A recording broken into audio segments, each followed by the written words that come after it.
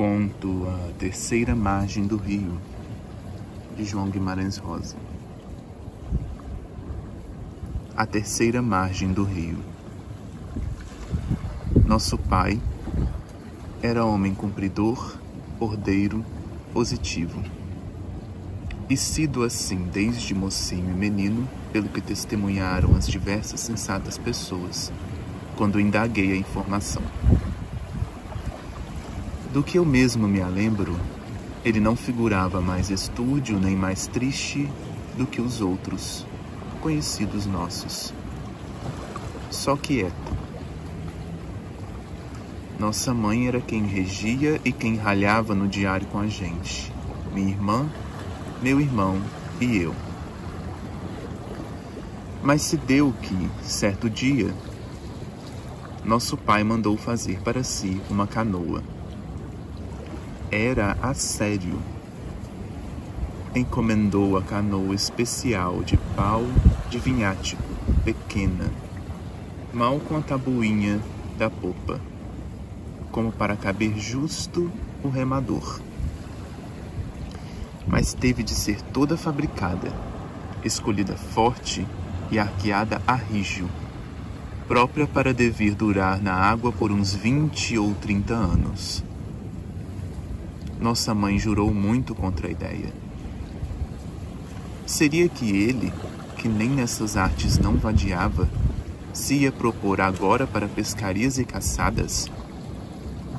Nosso pai nada não dizia. Nossa casa, no tempo, ainda era mais próxima do rio, obra de nem quarto de légua. O rio por aí se estendendo grande, fundo, calado que sempre. Largo de não se poder ver a forma da outra beira. E esquecer não posso do dia em que a canoa ficou pronta. Sem alegria nem cuidado, nosso pai encalcou o chapéu e decidiu um adeus pra gente. Nem falou outras palavras. Não pegou mátula e trouxa. Não fez a água, não fez alguma recomendação. Nossa mãe, a gente achou que ele ia esbravejar, mas persistiu somente alva de pálida. Mascou o beiço e bramou: "Cê vai ou cê fique, você nunca volte." Nosso pai suspendeu a resposta. Espiou manso para mim, me acenando de vir também, por uns passos. Temi a ira de nossa mãe, mas obedeci de vez de jeito. O rumo daquilo me animava. Chega que um propósito, perguntei: "Pai, o senhor me leva junto nessa canoa?" Ele só retornou o olhar em mim e me botou a bênção, com um gesto me mandando para trás. Fiz que vim, mas ainda virei na grota do mato para saber. Nosso pai entrou na canoa e desamarrou pelo remar, e a canoa saiu-se indo, a sombra dela por igual, feito um jacaré, comprida, longa. Nosso pai não voltou. Ele não tinha ido a nenhuma parte. Só executava a invenção de se permanecer naqueles espaços do rio, de meio a meio, sempre dentro da canoa, para dela não saltar, nunca mais. A estranheza dessa verdade deu para estarrecer de todo a gente. Aquilo que não havia, acontecia. Os parentes, vizinhos e conhecidos nossos se reuniam, tomaram juntamente conselho. Nossa mãe, vergonhosa, se portou com muita cordura. Por isso, todos pensaram de nosso pai a razão em que não queriam falar.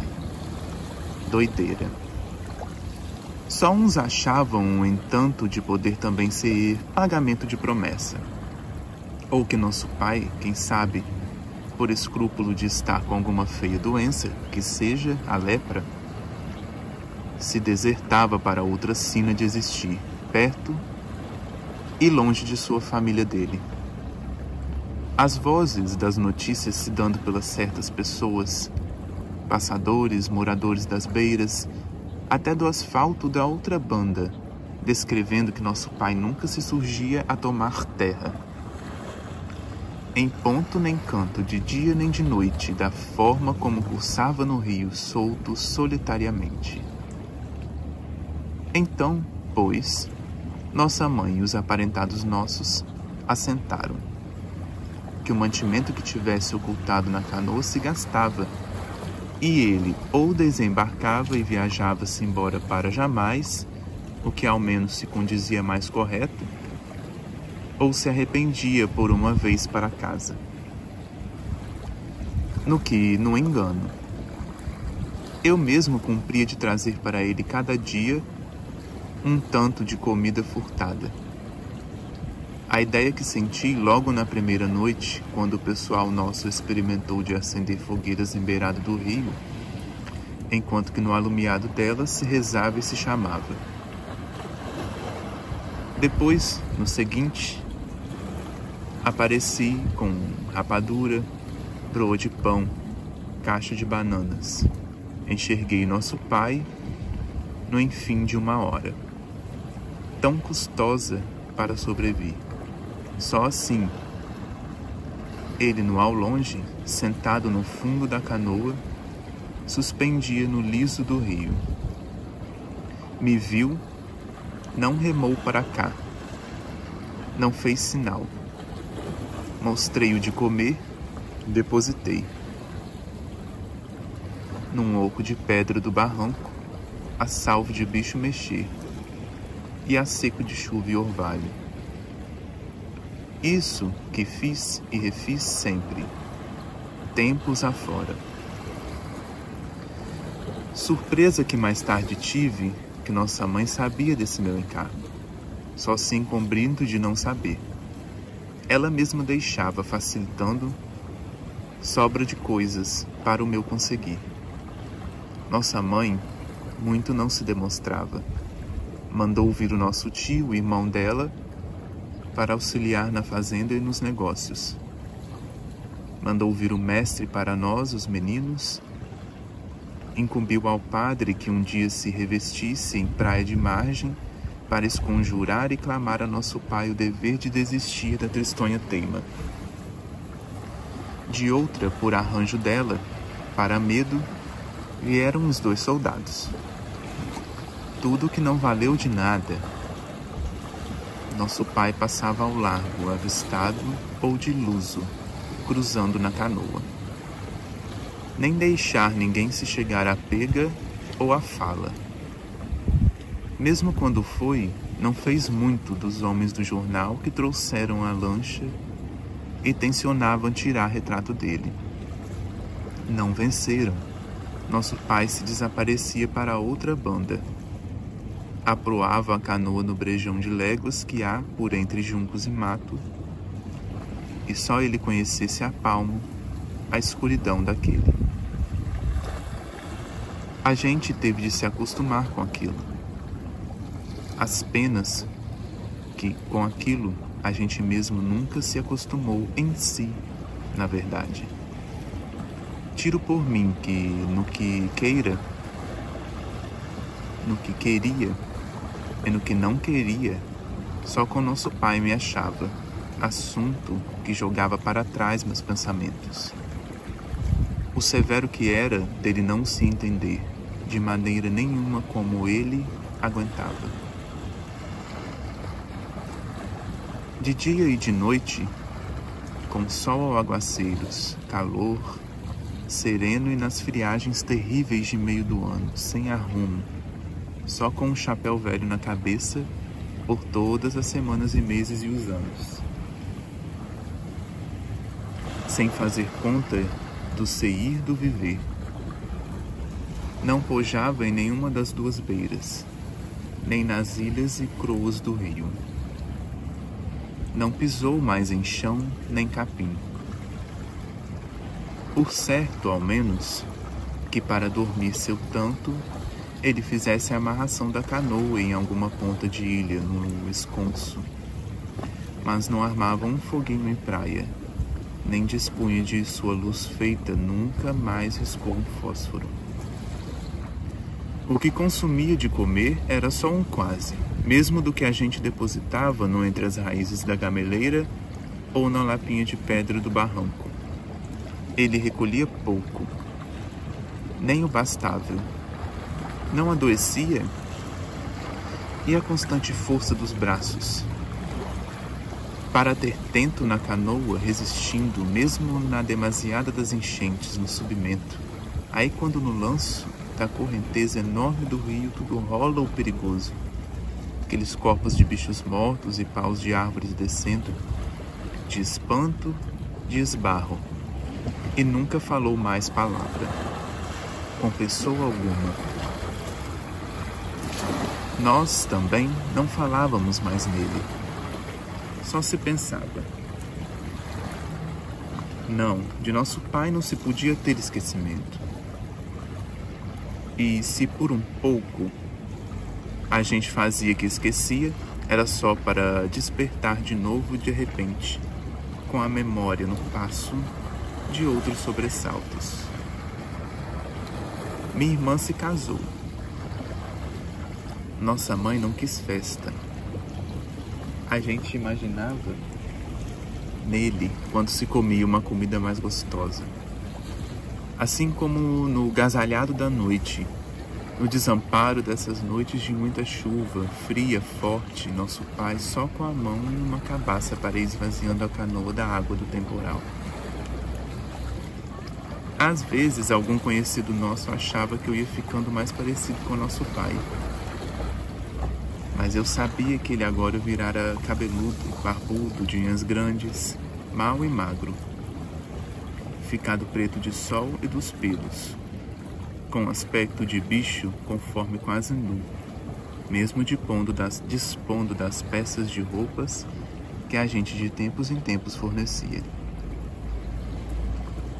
Nem queria saber de nós, não tinha afeto, mas por afeto mesmo, de respeito, sempre que às vezes me louvavam por causa de algum meu bom procedimento, eu falava. Foi pai que um dia me ensinou a fazer assim, o que não era o certo, o exato, mas que era mentira por verdade, sendo que se ele não se lembrava mais, nem queria saber da gente, por que então não subia ou descia o rio para outras paragens, longe do não encontrável? Só ele soubesse. Mas minha irmã teve menino. Ela mesmo entestou que queria mostrar para ele o neto. Viemos todos num barranco, foi num dia bonito. Minha irmã de vestido branco que tinha sido do casamento. Ela erguia nos braços a criancinha. O marido dela segurou, para defender os dois, o guarda-sol. A gente chamou, esperou. Nosso pai não apareceu. Minha irmã chorou. Nós todos aí choramos, abraçados. Minha irmã se mudou com o marido para longe daqui. Meu irmão resolveu e se foi para uma cidade. Os tempos mudavam. No devagar, depressa dos tempos. Nossa mãe terminou indo também, de uma vez, residir com minha irmã. Ela estava envelhecida. Eu fiquei aqui, de resto. Eu nunca podia querer me casar. Eu permaneci com as bagagens da vida. Nosso pai carecia de mim, eu sei. Navagação no rio, no ermo, sem dar razão de seu feito. Seja que quando eu quis mesmo saber, e firme indaguei, me diz que disseram.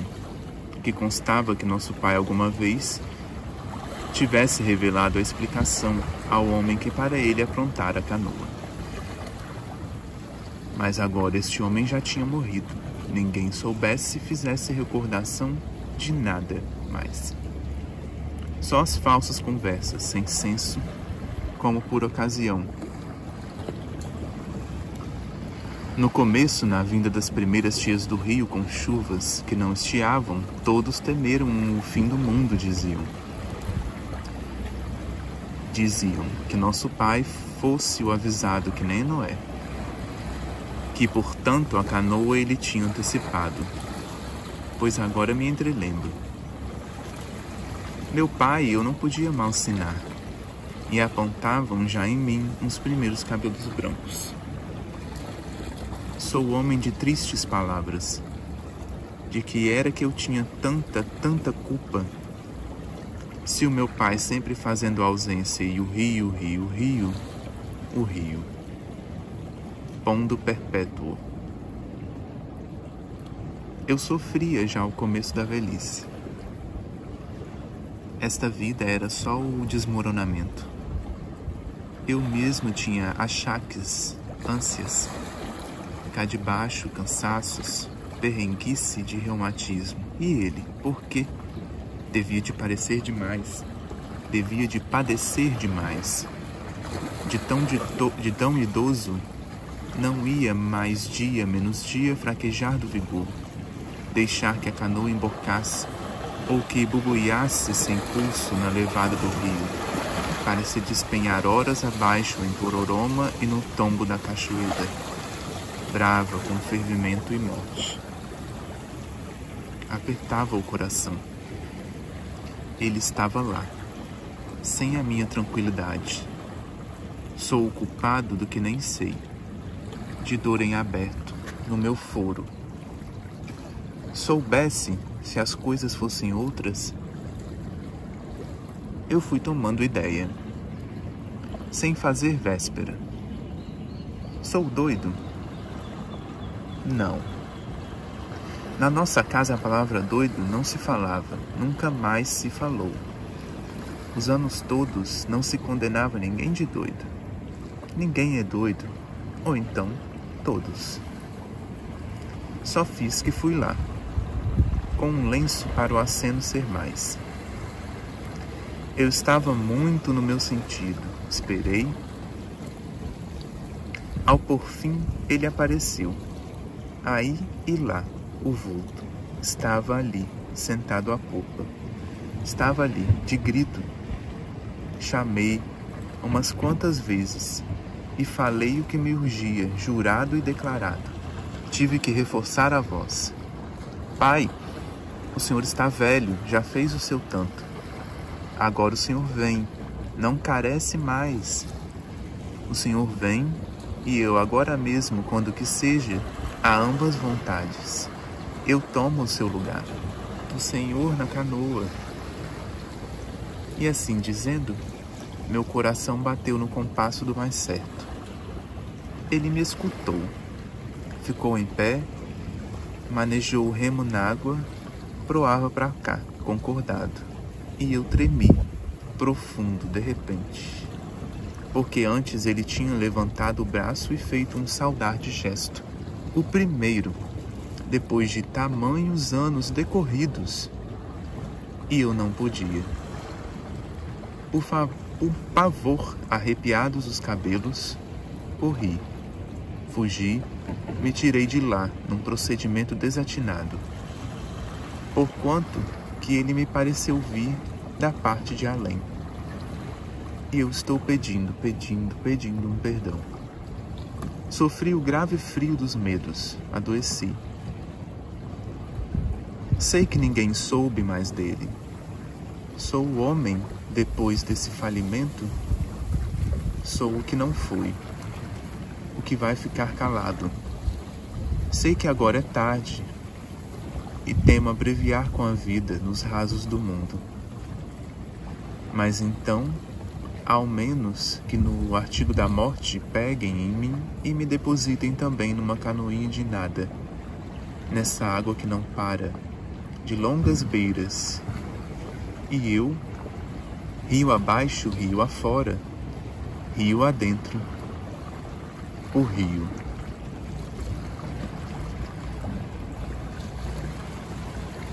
A terceira margem do rio de João Guimarães Rosa.